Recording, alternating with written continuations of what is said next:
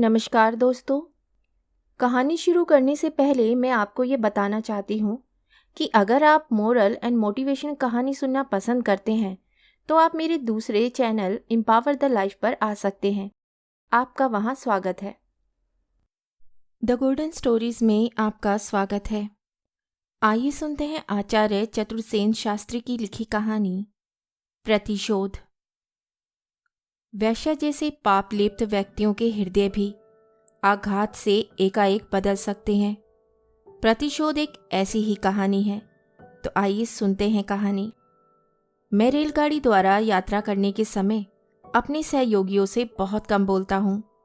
आसपास के प्राकृतिक सौंदर्य दर्शन से जब जी उचटता है तो कोई पुस्तक पढ़ने लगता हूँ या आंखें मूंद कर सो जाता हूँ। इसलिए जब कलकत्ता से दिल्ली के लिए चलने लगा तो अलमारी से कुछ अच्छे उपन्यास, 2-3 मासिक पत्र हैंडबैग में रख लिए ताकि कल सवेरे पटना से आगे की यात्रा प्रारंभ होने पर साहित्य चर्चा में ही समय बिता दूंगा।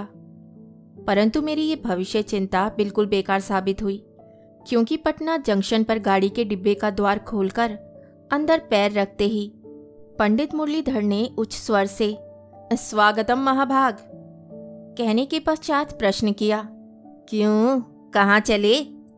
मैंने हाथ जोड़कर पंडित जी को प्रणाम करने के बाद कहा, मैं तो दिल्ली जा रहा हूँ। और आप? मैं भी कानपुर होकर मथुरा जाऊंगा। यम द्वितीया के अवसर पर विश्राम घाट पर स्नान होंगे। यहाँ एक मित्र से मिलने आया था। आप खूब मिले। आनंद से यात्रा होगी। इसके बाद बिस्तरा खोलकर उन्होंने खाली बेंच फैला दिया और इत्मीनान से बैठकर सूंघनी सूंघने लगे। तीर्थ स्थानों का प्रसंग छिड़ा। पंडित जी ने बाबा विश्वनाथपुरी का वर्णन प्रारंभ किया। काशी 3 लोक से न्यारी है। कहने को तो लोग प्रयाग को तीर्थराज कहते हैं। शास्त्रों ने उसकी महिमा का भी बहुत बखान किया है भाई, परंतु काशी सी चहल पहल वहां कहाँ। काशी को देख लिया तो समझ लो कि सारे भारतवर्ष की सैर हो गई। क्यों भाई, आपकी क्या राय है? मैंने मुस्कुराते हुए कहा, इसमें क्या संदेह है। इसके बाद मथुरा तो आपने देखा ही होगा। कानपुर कैसा शहर है। लखनऊ के नवाबों ने भी खूब ऐश किए। भाई सच पूछो तो नवाबी का आनंद जैसे वाजिद अली शाह ने लूटा, वैसा शायद ही किसी बादशाह या नवाब को नसीब हुआ हो। इसके बाद स्वराज्य कब मिलेगा, आंदोलन का क्या हाल है, कलकत्ता में क्या हो रहा है, इत्यादि। तात्पर्य यह है कि पंडित जी का प्रत्येक प्रश्न एक विस्तृत विवरण का मोहताज था। मैं अपनी जानकारी के अनुसार उन प्रश्नों का उत्तर देता रहा। बीच बीच में जिरह भी होती रही और प्रतिवाद भी। दिल्ली एक्सप्रेस अपनी पूरी चाल से जा रहा था। मैं प्रकृति की शोभा देखता और पंडित जी के गूढ़ प्रश्नों का यथासाध्य उत्तर भी देता जाता। पंडित जी ने पटना का वर्णन प्रारंभ किया। उसका ऐतिहासिक विवरण भी सुनाने लगे और एक से एक कठिन प्रश्न भी करते जाते थे। अंत में उनकी बातों और प्रश्नों से ऊबकर मैंने हैंडबैग खोलकर विशाल भारत की एक प्रति निकाली और पंडित बनारसी दास जी चतुर्वेदी का लिखा हुआ श्रद्धेय गणेश जी शीर्षक लेख पढ़ने लगा। अमर शहीद की पवित्र स्मृति ने हृदय में एक विचित्र स्पंदन पैदा कर दिया। चतुर्वेदी जी के सीधे साधे शब्दों में, आडंबरहीन भाषा में एक गंभीर वेदना भरी हुई थी। पढ़ते पढ़ते मेरी आंखें छलछला उठी। इतने में पंडित जी ने पास ही पड़ी हुई माधुरी की प्रति खींच ली और द्विज श्याम की खड़गे शीर्षक कविता उच्च स्वर से गा गा कर पढ़ने लगे। हमारी गाड़ी मुगल सराय की ओर दौड़ रही थी। उसकी गड़गड़ाहट और पंडित जी के पंचम स्वर ने एक विचलित ध्वनि पैदा कर दी और 2 यात्री जो पास की बेंचों पर मुंह छिपाए सो रहे थे कुल बुलाने लगे। पहले एक वृद्धा ने रजाई से मुंह निकाला। इसके बाद दूसरी बेंच में दुशाला से मुंह निकालकर एक युवती ने चकित दृष्टि से पहले पंडित जी की और फिर मेरी ओर देखा। महिला की दृष्टि में स्वाभाविकता थी।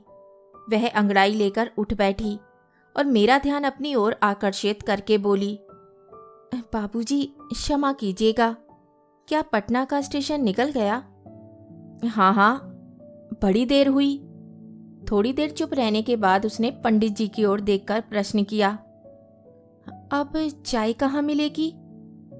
परंतु जब पंडित जी ने उसके प्रश्न का कुछ उत्तर देने के बदले भ्रू कुंचित करके उसकी ओर से अपना मुंह फेर लिया, तो मैंने कहा, मुगलसराय आ गया है, वहां आपको चाय मिल जाएगी।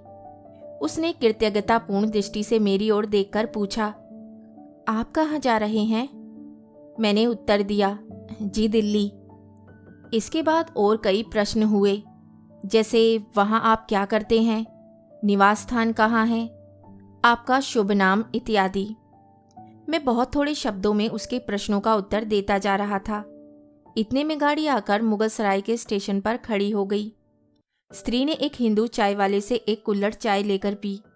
इसके बाद एक सिगरेट जलाकर पीते पीते बोली, पंडित जी, आपका गाना तो बड़ा सुंदर हो रहा था, परंतु आपने बंद क्यों कर दिया?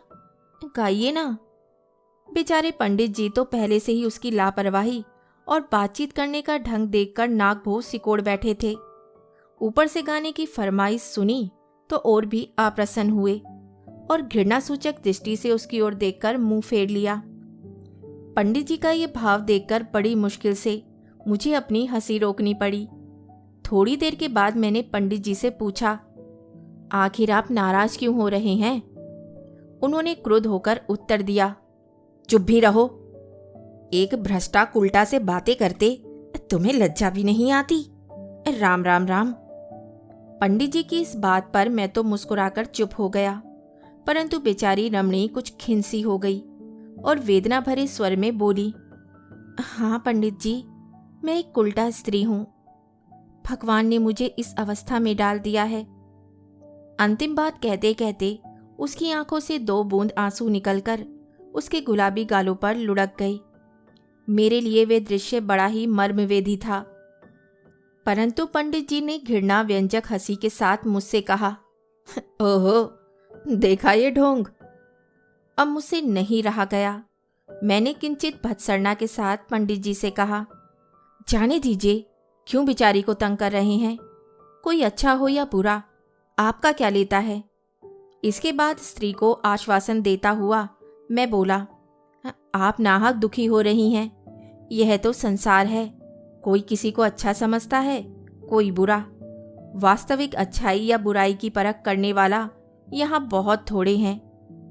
उसने एक दीर्घ निश्वास के बाद कहा, वास्तव में मैं एक भ्रष्टा स्त्री हूँ और आबरू बेचकर पेट पालती हूँ, परंतु मैंने क्यों इस निष्कृष्ट पद का आश्रय लिया है, ये पूछने वाला इस संसार में कोई नहीं है। मुझे यही दुख है।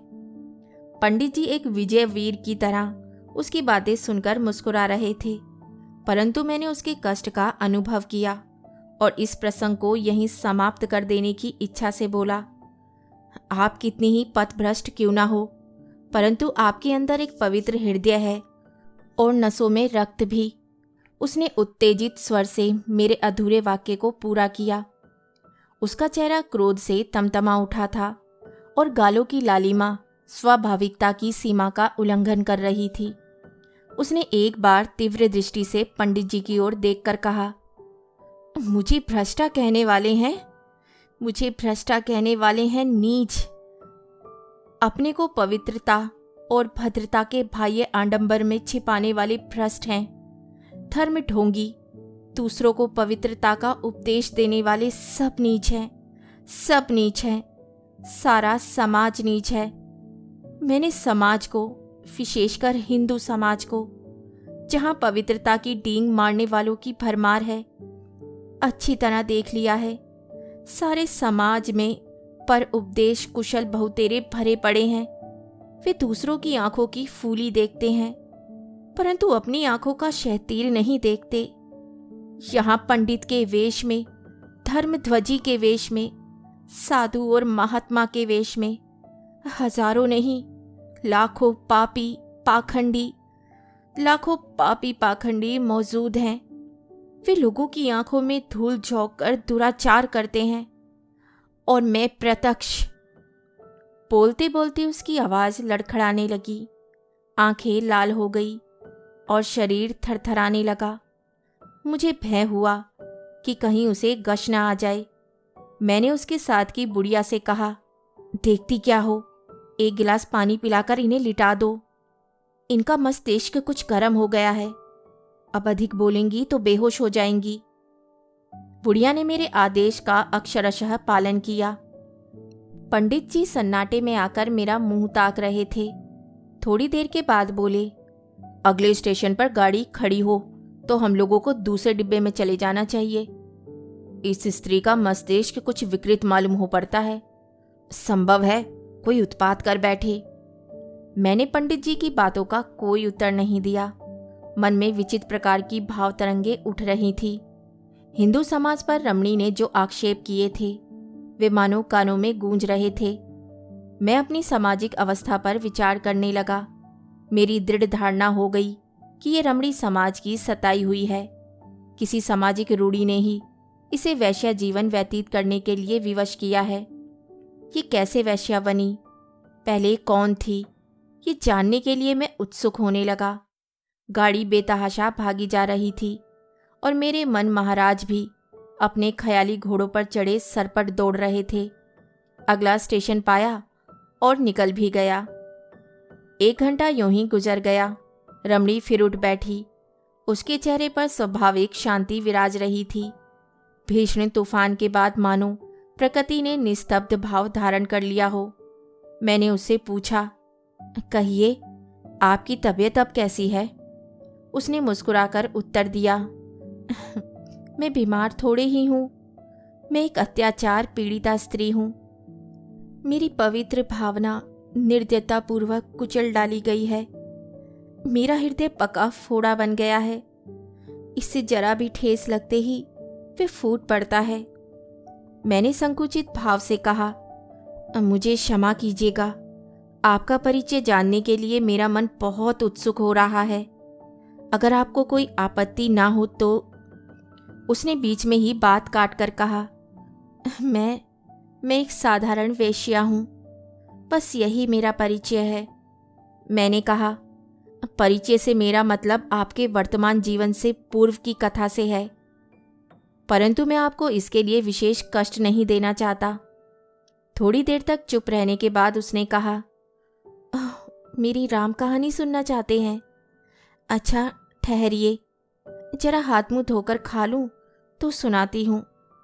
परंतु मेरी पापपूर्ण राम कहानी में कोई रोचकता नहीं है। मैंने कुछ उत्तर नहीं दिया।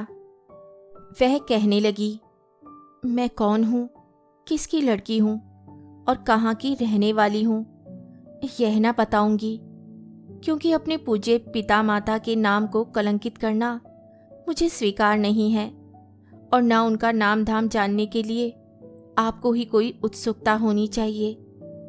मैंने कहा, अच्छी बात है, आप जो कुछ सुनाएंगी वही काफ़ी होगा, उससे अधिक कुछ जानने की मैं बिल्कुल चेष्टा ना करूँगा। वह कहने लगी, अच्छा तो सुनिए। मेरे पिता संयुक्त प्रांत के एक शहर के प्रतिष्ठित हिंदू थे। मैं और मेरी बड़ी बहन के सिवा उनके और कोई संतान ना थी, इसलिए वे हमें पुत्र की तरह मानते थे। यथासाध्य उन्होंने हमें कुछ पढ़ाया लिखाया भी था। मेरी माता का देहांत मेरे बचपन में ही हो गया था। घर में पिताजी की एक वृद्धा चाची थी, वही हम दोनों बहनों की देखरेख किया करती। साथ ही पिताजी का दूसरा विवाह कर लेने का परामर्श दिया करती। पहले तो पिताजी इसके लिए राजी नहीं होते थे, परंतु अंत में चाची तथा अन्य शुभ चिंतकों के बहुत समझाने बुझाने पर राजी हो गए। विवाह हो गया। हमारी सौतेली माँ घर आ गई। साथ ही हम लोगों के लिए दुर्भाग्य भी लेती आई, क्योंकि उनके आने के कुछ दिनों बाद से ही पिताजी के स्वभाव में विशेष परिवर्तन दिखाई देने लगा। अब वे पहले की तरह हम लोगों से स्नेह नहीं करते थे। हम लोगों के भरण पोषण का भार भी सौतेली माँ पर छोड़कर निश्चिंत हो गए। दादी अर्थात पिताजी की वृद्धा चाची की भी अब कुछ नहीं चलती थी। हम सभी एक तरह से माताजी के गुलाम बन गए। उनकी आज्ञाओं का पालन करना, उनकी चली कटी बातें बर्दाश्त करना हम लोगों का परम कर्तव्य हो गया। पिताजी उनके विरुद्ध एक शब्द भी नहीं सुनना चाहते थे। सुनकर भी कुछ प्रतिकार करने की शक्ति उनमें ना थी, क्योंकि हमारी नवीन माँ समय समय पर उन्हें भी फटकार दिया करती थी। अंत में बहन का विवाह हो गया और वे अपनी ससुराल चली गई। बुढ़िया दादी का देहांत हो गया। उस समय मेरी उम्र 14-15 साल की थी। माता पिता में कभी कभी मेरे विवाह की भी चर्चा होने लगी। बहुधा इस विषय को लेकर दोनों में घंटों तर्क वितर्क भी हो जाता था। मैंने छिपकर कई बार उनकी बातें सुनने का प्रयत्न भी किया, पर कुछ समझ ना सकी। अंत में पता चला कि ये झगड़ा रुपए पैसे को लेकर हुआ करता था, क्योंकि माताजी मेरे विवाह में अधिक रुपए खर्च करने का विरोध किया करती और पिताजी को मेरे लिए ऐसा वर ढूंढने का परामर्श देती थी जो साधारण स्थिति का हो और थोड़े तिलक दहेज पर ही विवाह करने को राजी हो जाए। मेरी सौतेली माता के नेहर का एक अधेड़ मनुष्य अक्सर हमारे घर आया जाया करता था। माताजी उसे अपना भाई बताया करती थी और ना जाने क्यों उनसे उनकी खूब बनती थी। उसके आने पर बड़ी तत्परता से उसकी आवभगत किया करती। माताजी का धर्म भाई होने के कारण मैं भी उसके सामने होती थी। सुनने में आया कि वे पुलिस का दरोगा है और बड़ा मालदार आदमी है। एक दिन दाई की जबानी मालूम हुआ कि माताजी उसी के साथ मेरा विवाह कर देना चाहती हैं। पहले तो मुझे इस बात पर विश्वास नहीं हुआ, परंतु बाद में मालूम हुआ कि खबर 16 आने सच थी। यद्यपि पिताजी इस बात पर राजी ना थे, परंतु माताजी के आदेश के विरुद्ध कुछ करना भी उनके लिए संभव ना था। मैंने ये हाल सुना तो मुझे बड़ा दुख हुआ, क्योंकि मैं उसे फूटी आंख भी नहीं देखना चाहती थी। उसकी शक्ल सूरत भी अच्छी ना थी। चेहरे पर और बातचीत में उदंडता भरी थी, परंतु माताजी मेरे सामने उसके रूप रंग और विद्या बुद्धि की बड़ी प्रशंसा किया करती, मानो मेरे लिए उससे बढ़कर उपयुक्त वर संसार में दूसरा कोई था ही नहीं। एक दिन उसी दाई की जबानी मालूम हुआ कि दरोगा जी के साथ मेरे विवाह की बातचीत पक्की हो गई। मेरे सिर पर मानो वज्रपात हो गया। कलेजा धड़कने लगा। मैं घंटों तक छिपकर रोती रही। अंत में कई दिनों के बाद मैंने अपनी बहन को पत्र लिखा। मुझे विश्वास था कि बहन कदापि इस विवाह का समर्थन न करेगी, परंतु मालूम नहीं वे पत्र मेरी बहन को मिला ही नहीं, क्योंकि उसका कोई उत्तर नहीं आया। परंतु इस घटना के बाद से मेरी सौतेली माँ मुझसे तनी सी रहने लगी और समय समय पर ताने देने लगी। इतने में एक दिन सुना कि विवाह का दिन निर्धारित हो चुका है और शीघ्र ही तिलक भेजा जाने वाला है। अब तो मेरी बेचैनी और भी बढ़ गई। यहाँ तक कि चिंता के मारे मैंने कई दिन तक भोजन नहीं किया। दिन रात एक कोठरी में पड़ी पड़ी रोया करती। पिताजी को शायद ये मालूम हो गया था कि मैं इस विवाह से प्रसन्न नहीं हूँ, क्योंकि एक दिन उनमें और माताजी में बड़ी देर तक बातें होती रहीं, यहाँ तक कि अंत में दोनों में झगड़ा भी हो गया। माता रूठ बैठी और बार बार नेहर चली जाने की धमकी देने लगी, परंतु फिर सारा झगड़ा तय हो गया और सुनने में आया कि पिता को कोई कठिन रोग हो गया है, इसलिए दवा कराने के लिए कलकत्ता जाने वाले हैं। मुझे विश्वास हो गया कि विवाह कम से कम इस साल के लिए तो टल गया, परंतु पिताजी के जाने के तीसरे रोज ही हमारी सौतेली माँ के एक भाई आए और उन्होंने पुरोहित जी के मार्फत तिलक भिजवा दिया। 8 दिन के बाद ही विवाह का दिन निर्धारित हो गया। मेरी तमाम आशा भरोसे पर पानी फिर गया। रहस्य कुछ समझ में नहीं आया। पिताजी के हठात रोगग्रस्त होकर चले जाने पर भी बड़ा आश्चर्य हुआ। मेरे लिए रोने के सिवा और कोई उपाय नहीं रह गया। विवाह की तैयारियां खूब जल्दी जल्दी होने लगी। इधर माताजी मेरे ऊपर सतर्क दृष्टि भी रखने लगी। कोई मेरे पास नहीं आने पाता था। विवाह का न्योता भी शायद किसी रिश्तेदार को नहीं दिया गया। गांव में प्रचार कर दिया गया कि पिताजी की बीमारी के कारण विवाह में उत्सव आदि नहीं होगा। वर महोदय केवल पुरोहित और नाई के साथ आकर बिना आडंबर के विवाह करके बहू को ले जाएंगे। ये बातें सुनकर मेरी चिंता अग्नि और भी धधक उठी। दिन रात रोते रोते मेरी आंखें सूज गई। माताजी ने पिता की बीमारी का जिक्र करके मुझे बहुत समझाया बुझाया। उनके भाई ने भी मुझे समझाने बुझाने और वर महोदय के धन ऐश्वर्य का बखान करने में कोई बात न उठा रखी, परंतु चिंता बढ़ती ही गई। जी में आता था कि आत्महत्या कर लूं, परंतु माताजी सदैव सतर्क रहती थी। अंत में हल्दी तेल चढ़ने का दिन आया। प्रांगण में मंगल घट स्थापित हुआ। मैं जबरदस्ती घसीटकर वहां लाई गई। अन्य कृत्यों के बाद जब नाइन हल्दी तेल लगाकर आगे आई, मैंने उसके हाथ से पात्र लेकर दूर फेंक दिया। माताजी इस पर बहुत नाराज हुईं और बलपूर्वक मुझे गिराकर हल्दी तेल चढ़ाने की रस्म अदा की गई। इसी तरह एक दिन विवाह की रस्म भी अदा हो गई। मैंने गौर गणेश को तोड़ डाला, पैरों की ठोकर से मंगल घट फोड़ दिया और जब वर महोदय सिंदूर दान करने आए तो उन्हें ऐसा धक्का दिया कि बेचारे चारों खाने चित जमीन पर बहरा पड़े। जब मैं किसी तरह काबू में ना आई तो मेरी सोतेली माँ मेरे हाथ पैर बांधकर मुझे एक कोठरी में ढकेलकर किवाड़ बंद करती हुई बोली, अब रो चाहे गाओ, जो होना था वह हो गया। मैं उस समय क्रोध, चिंता और ग्लानि से अधमरी सी हो रही थी। कई दिनों तक भोजन आदि ना करने के कारण मेरा शरीर अवसन हो गया था। मैं थोड़ी देर के बाद बेहोश हो गई। जब होश हुआ तब देखा बंधन खुले हुए हैं, घर में दिया जल रहा है और वर महोदय दरवाजे की चिटकनी बंद कर रहे हैं।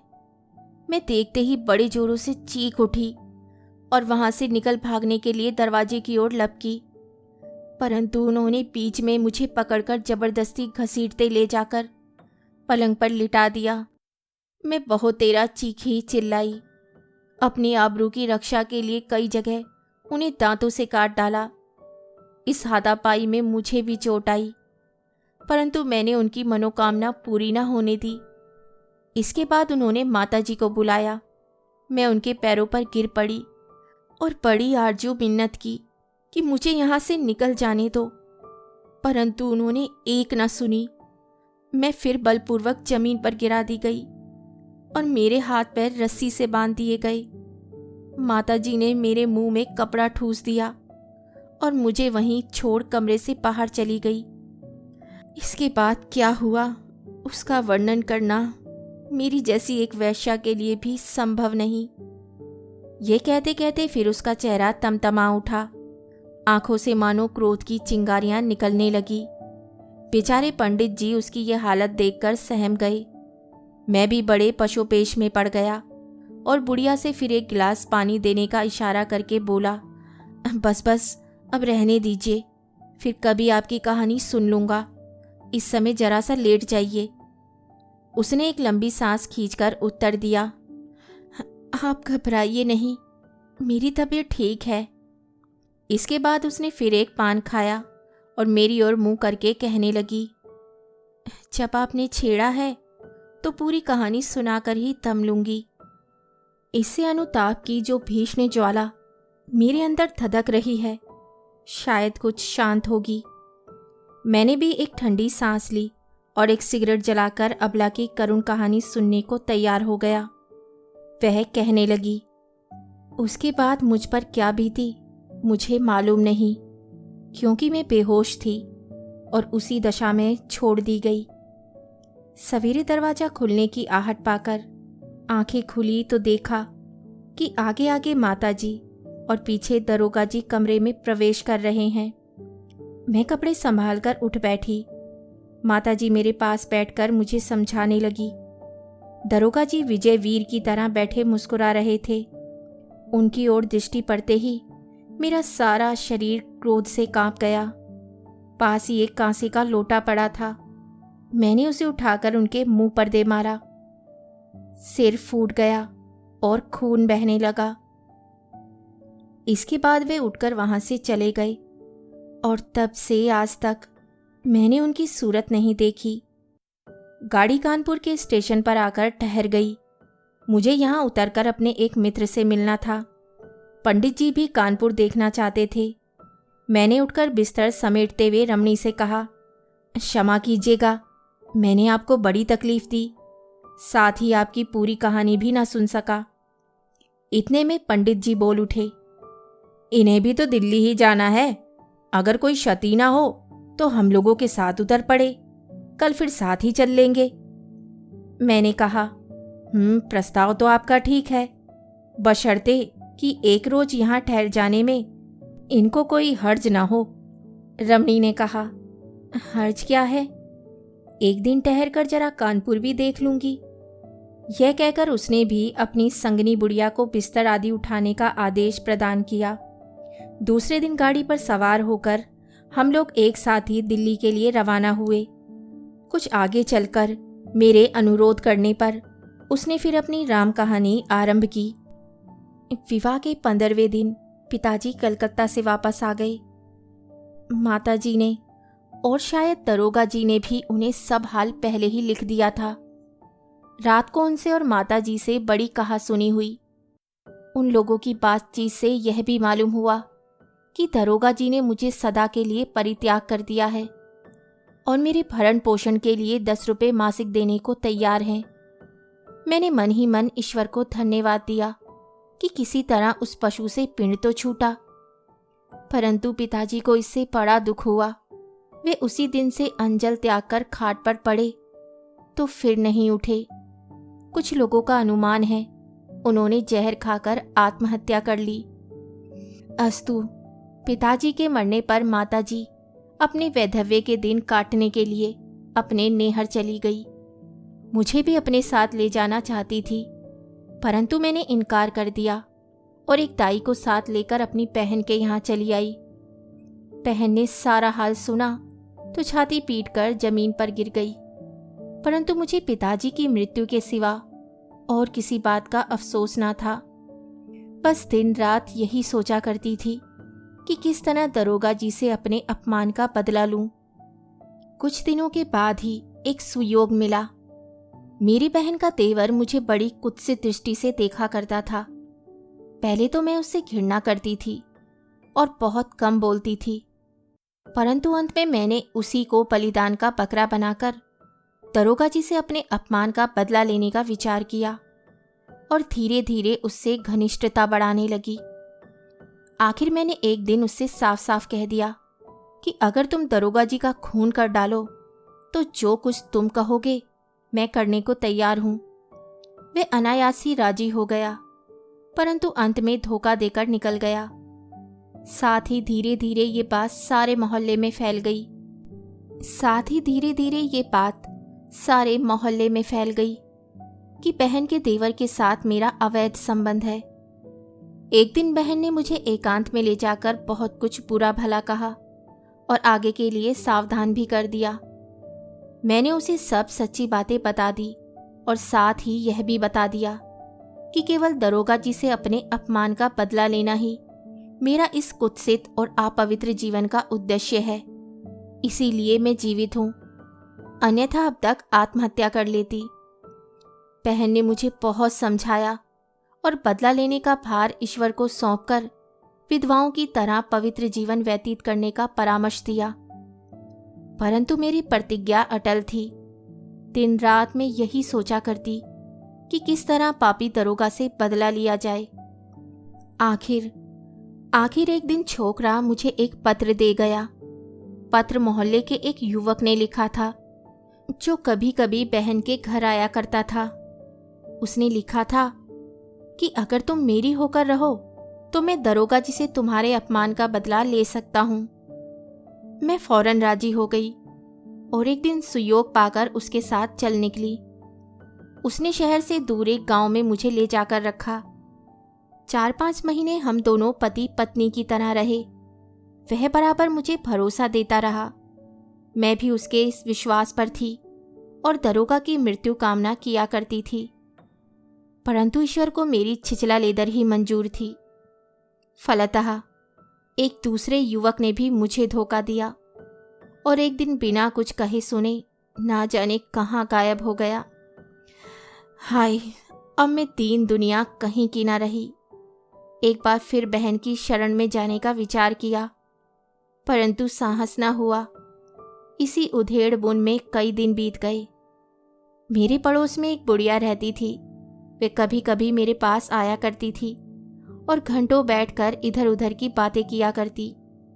उसने युवक के धोखा देकर भाग जाने का समाचार सुना तो बड़ी सहानुभूति प्रकट की और फिर मुझे आश्वासन देकर बोली कि तुम चिंता मत करो। तुम्हें चिंता किस बात की है? भगवान ने तुम्हें रूप और जवानी दी है। तुम चाहो तो खुद 10 आदमियों को खिला सकती हो। पहले तो उसकी बात मेरी समझ में ना आई, परंतु अंत में मेरे प्रश्न करने पर उसने साफ साफ शब्दों में मुझे वेश्यावृत्ति करने की सलाह दी और साथ ही इस संबंध में मेरी सहायता करने का भी वचन दिया।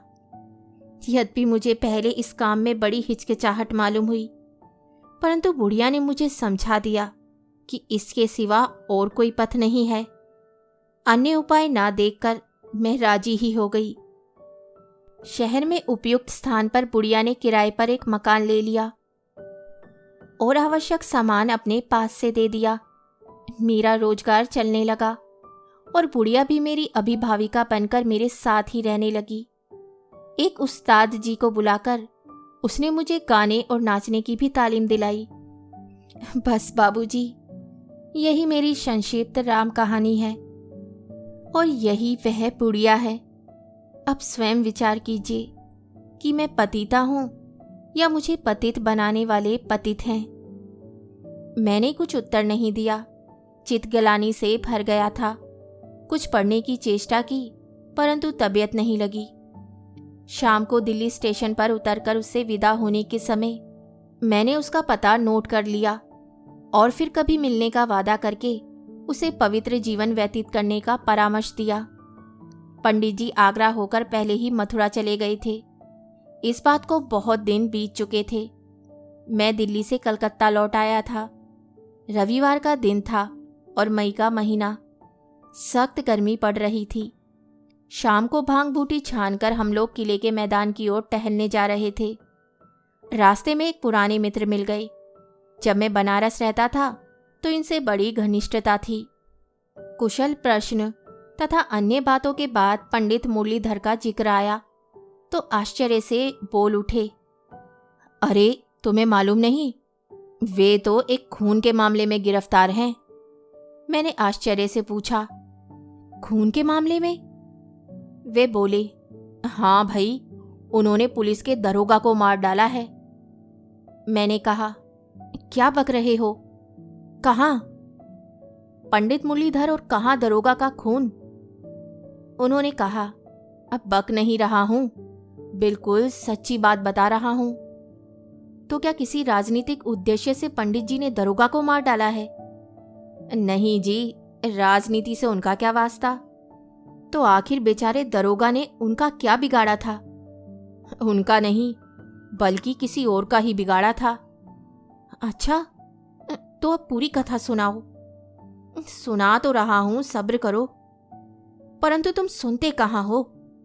बात यह है कि गत यम द्वितीया के अवसर पर पंडित जी मथुरा जा रहे थे। रास्ते में एक वेश्या से मुलाकात हो गई जो गाड़ी के उसी डिब्बे में बैठी थी। बातचीत के सिलसिले में उसने अपनी आत्मकथा सुनाना प्रारंभ किया, जिससे मालूम हुआ कि वह कोई साधारण वेश्या नहीं, वरन किसी उच्च वंश की लड़की थी। दरोगा जी ने ढलती उम्र में जबरदस्ती उससे विवाह कर लिया। इसलिए पहली ही रात को पति पत्नी में कुछ ऐसी अनबन हो गई कि दरोगा जी को सदा के लिए परित्याग कर देना पड़ा। परंतु पत्नी ने दरोगा जी से अपने सतीत्व अपहरण का बदला लेने की ठान ली। यह बदला लेने की धुन यहाँ तक सिर पर सवार हो गई कि उसी के लिए अंत में उसे वेश्या बन जाना पड़ा। कई युवकों से इसी शर्त पर उसने दुराचार भी कराया। पंडित मुरलीधर ने ये सारी कहानी सुनी तो एकदम आपे से बाहर हो गए। भई मथुरा से दिल्ली चले गए और वहां उसी वेश्या के पास ठहरकर उसके पति का पता लगाया। इसके बाद किसी तरह उक्त दरोगा के पास पहुंचे और एक दिन मौका देखकर उसके पेट में छुरी घुसेड़ दी। पंडित जी ने अदालत के सामने अपना अपराध स्वीकार कर लिया है और बड़ी प्रसन्नता से फांसी पर चढ़ जाने को तैयार हैं। मैंने कहा, यह रेलगाड़ी वाली घटना तो मेरे सामने की है। उस समय मैं दिल्ली जा रहा था और पंडित जी यम द्वितीया नहाने मथुरा जा रहे थे। बल्कि सच पूछो तो मेरे ही अनुरोध से उस वैश्या ने अपनी राम कहानी हम लोगों को सुनाई थी। खैर, तो क्या उस स्त्री को भी यह सब मालूम है? हाँ, वह भी पंडित जी के साथ ही दिल्ली से आई थी। पहले उसने दरोगा जी को देखकर अच्छी तरह पहचान लिया, तब यह घटना हुई। पंडित मुरलीधर ने तो अपने बयान में उसके आने का कोई जिक्र नहीं किया था, परंतु इनके गिरफ्तार हो जाने पर वे खुद कोतवाली में आई और बयान दिया कि यह खून मैंने कराया है, इसकी सारी जिम्मेदारी मुझ पर है। पुलिस ने उसे गिरफ्तार करके हिरासत में ले लिया, परंतु वहां जाने से पहले उसने जहर खा लिया था, इसीलिए उसी रात को उसका देहांत हो गया। मैंने कहा, पंडित मुरलीधर तो विचित्र मनुष्य निकले। उनके मुकदमे के संबंध में तुम्हारा क्या अनुमान है? उन्होंने कहा, उन्हें फांसी की सजा होगी। कहानी सुनने के लिए धन्यवाद। तो इसी के साथ मैं आपसे विदा लेती हूँ और कल फिर मिलती हूँ एक नई कहानी के साथ।